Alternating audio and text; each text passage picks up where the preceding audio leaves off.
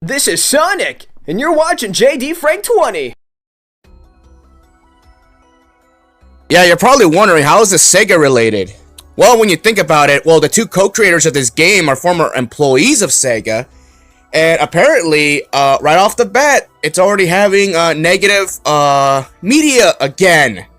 Yeah, so apparently Square Enix warns players to update Balan Wonderworld to avoid epilepsy risk. Great.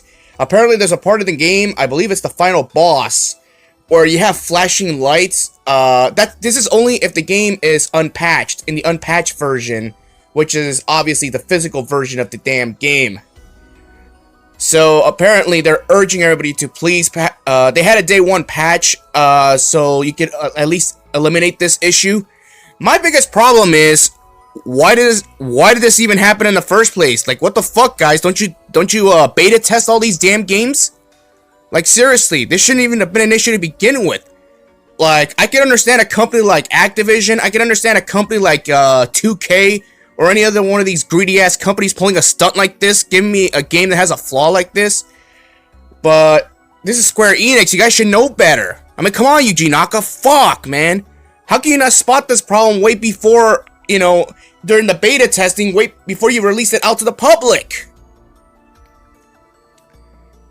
But whatever, I mean, the reason I bring this up as a big deal is because, seizures are nothing to fucking laugh about.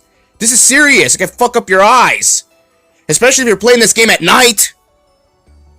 Imagine playing this game at night in portable mode, obviously, if you're playing the Switch version. Just picture that right now.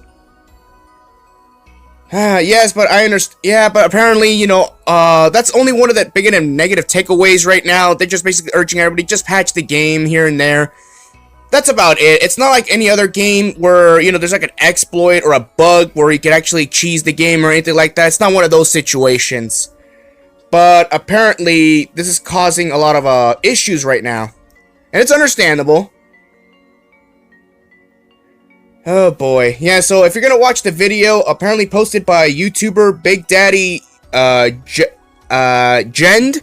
If I mispronounced your name, I apologize. It's early in the morning. I'm working my 5th straight day at work, so I'm just trying to get this news out as fast as I can. So obviously, if you want to be curious and see what the seizure lights look like, be very cautious and do not watch that video at night. Watch it in an area where at least there's plenty of light, so at least you won't, have any problems with your eyes. That's about it, obviously. And I've heard some reviews about the game where the game's not really that good. I mean, the game just feels a little bit stiff. It feels sluggish when you're controlling characters.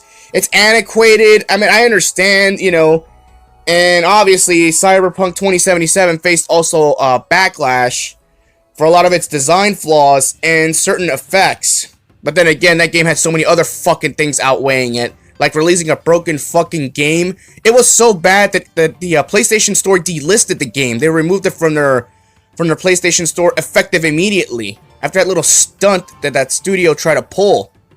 That's how you can tell your game is really that bad, man.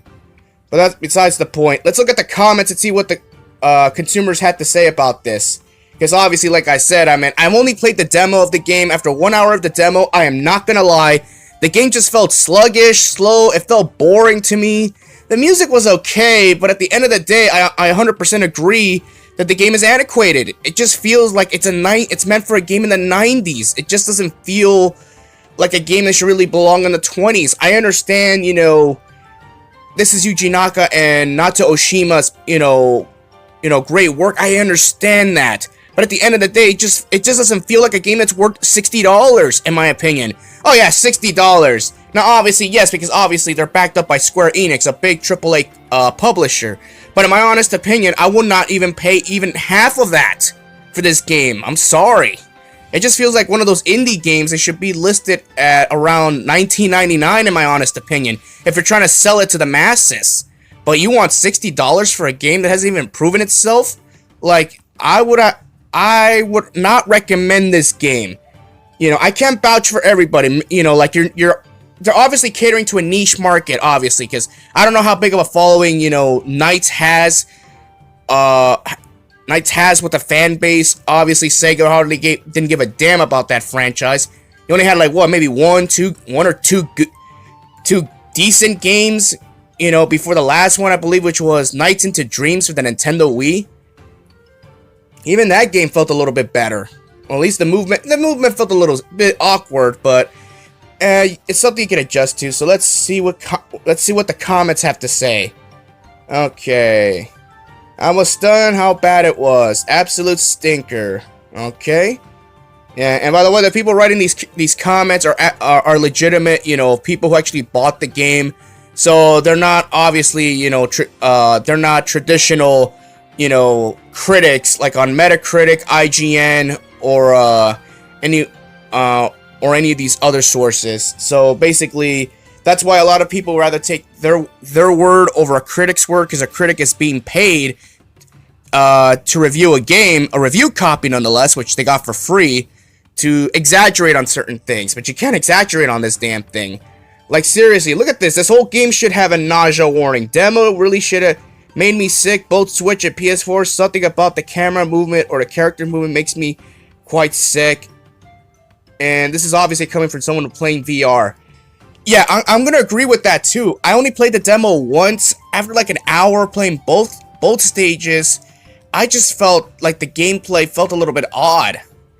You know, I just felt completely fucking bored after the first 20 minutes.